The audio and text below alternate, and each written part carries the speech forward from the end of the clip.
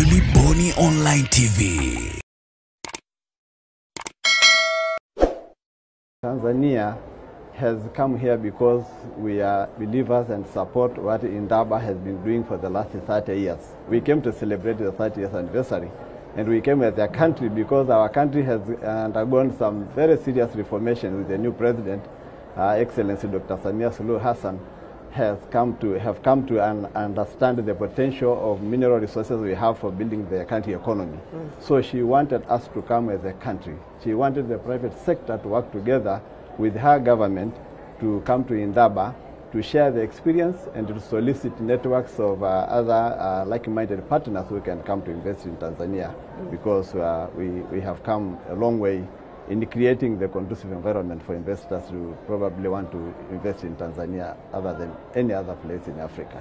For sure, because the focus has been on the critical metals that we have heard will be critical for our future. Correct. And so, what message have you come to the Indaba with in terms of what has been the investment pitch to some of the potential investors that you're trying to woo into your sector, sir? On the very first day upon arrival here, we put up a showcase, and through that showcase, we were trying to show the world, number one, what mineral resources we have, the critical minerals that the world is looking for. We have the nickel, we have the graphite, we have all kinds of mineral resources that are being sought out by the rest of the world. But we also wanted to show them how accessible the minerals are, because we pitched the fact that we are working very hard as a country on the enabling infrastructure to allow mining operations to go effectively in the areas where the mineral resources are found. We are building railroads, we are building paved roads, we are building airports, we are improving our ports, and the effort that we have put in place have been demonstrated through that showcase that we put up that day. But we concluded by inviting all the investors who are interested in Tanzania to come, because we have also put in place good policy, good laws and regulation that provide all the kind of incentives that an investor who is serious can come to maybe just talk to us a little bit about the incentives or the good laws and policies that you have presented to some investors here who may not have been aware of what the legal operating environment is like in Tanzania's mining sector. Through our investment policy, and we have a center called Tanzania Investment Center. When an investor comes in and they want to invest in Tanzania, they get some incentives, including the tax breaks, including the signing of the established frameworks for investments, which warrants and guarantee the safety and security of the investment in the country. But we also pitch that they should be comfortable, because Tanzania is a very peaceful country, whereby they are sure there are no fracas that will disrupt their businesses. But also we demonstrate to them how we are working so hard to ensure the infrastructure, their power supply systems, which are now one of our top priorities, are going to be put in place to show that this country is worthwhile to invest in. And of course, it's a two-way transaction, in as much as Tanzania can present opportunities for investors to come and bring in their capital. There are requirements that you as a country also expect from the investors who come and do business, and it's requirements around sustainability, of course, and social upliftment. A lot of the ministers that we've spoken to so far have spoken about the urgency around creating value within their country, particularly with the processing of a lot of these metals. Perhaps just speak to us about where Tanzania stands in terms of beneficiation and the approach that you're also taking towards it, sir. Thank you. A very great question, because that's one of the other items we are pitching for, that Africa should have its own strategy on production, processing, and the beneficiation and value addition of its mineral resources. And for Tanzania, we have come a long way. For number one, we have developed those policies and regulations. One of the key regulations is called the local content regulation.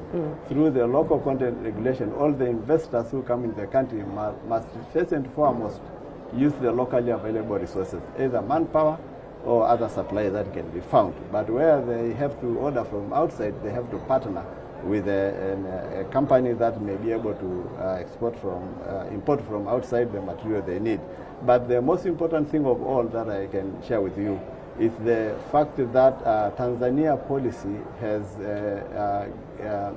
clearly stated that we will do everything possible to make sure our mining mineral resources is not only produced and sold as raw material, but processed, beneficiated, and added value in the country. In fact, our long-term vision is to be able to be a country that supplies end-user products from the resources that are produced in this country. And we know our limited capacity in terms of technology, in terms of financial resources. So that's why we are inviting investors who can come in and partner with our government through the framework agreement that they have to sign. So the government get a smaller share and they get a larger share, but the beneficiation will spread the benefits throughout the country, through employment, through capacity building, through the availability of those products that we too may need as a country, and then being able to do international trade using the end-user products, which at the end of the line, in the long vision, we want also to be able to be engaged in the recycling of the resources, because the sustainable supply will depend on how we can extend the lifespan of the mines through exploration, but how we can recycle some of these products, so we are guaranteeing the world that there is a continuous supply of those minerals. Okay, yes. And I imagine that the strategy is what you have presented to some of the investors here at the Indaba and some of the conversations that you've been having here. And I'm just wondering what the response from the private sector has been to your approach to beneficiation. Yes, we are working on our strategy right now, so it's a document in the making, but we painted the roadmap. That our roadmap is, you come to invest in Tanzania, we will give you an exploration license because we want to explore to know how much deposit of each critical mineral we have, but we will also give you access to developing infrastructure for processing the minerals, beneficiating the minerals, and add value in the minerals. And we tell them about the framework agreement, which so far, right now, the government only requires like a minimum of 16% of the shares from the company, which is the free credit interest allotment, and 84% is left to the investor, who will be investing all the capital and technology to be able to benefit. So it is a win-win situation whereby we believe the company that is serious should be able to take that as a very special offer. So 80% is all yours. Sure. And we only take 16% as a government. And okay. then the paying of taxes, which is a normal process. Well, so we look forward to, of course, seeing the outcomes then of the discussions that you have had here, and also of the discussions that could come as a result of the strategy being finalized in terms of the deals that could be announced. But until then, so thanks so much for your time. We'll leave it there. Thank you very much. We are looking forward to having many big investors come to invest in Tanzania, because I think the country is ready and we have everything that they need to offer. Okay. Gilly Bonny Online TV. Kupata habari mpya na kwa haraka kila siku, usisahau kusubscribe kisha like na comment. Gilly Bonny Online TV.